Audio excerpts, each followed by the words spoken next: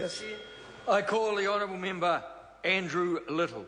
Thank you, Mr. Chairman. I just want to take a reasonably brief call on this. This is a very important section, the governance, if you like, of WorkSafe New Zealand, the new agency that will take responsibility for health and safety leadership, workplace health and safety leadership in New Zealand. And of course we know, and there's been ample research, that good health and safety practice in the workplace also means good health and safety practice in the home and the community more widely.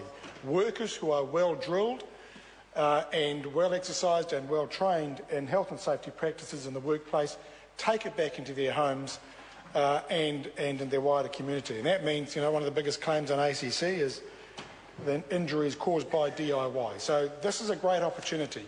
With WorkSafe New Zealand, a dedicated agency, this is a great opportunity to get it right. It's a great opportunity to repair the mistake of 1992.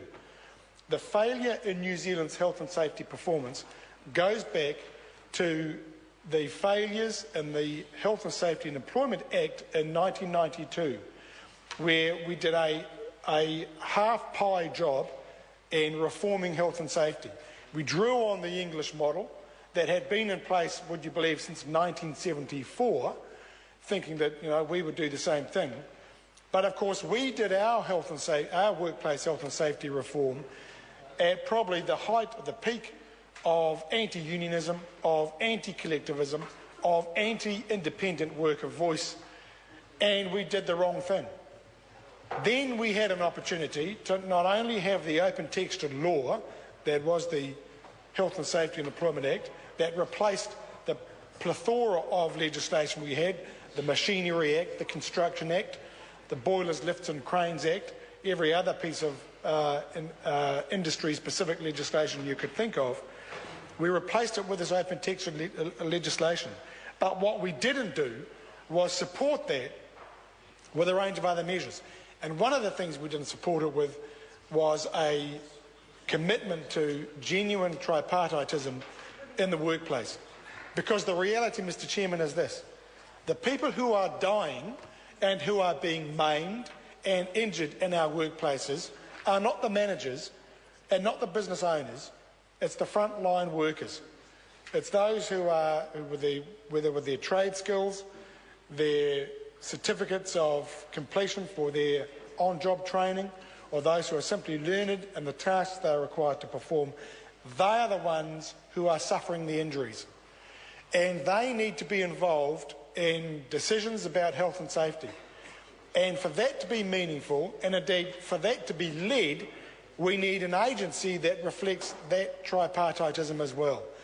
That the independent voice of workers must be reflected in workplace, along with the independent voice of employers.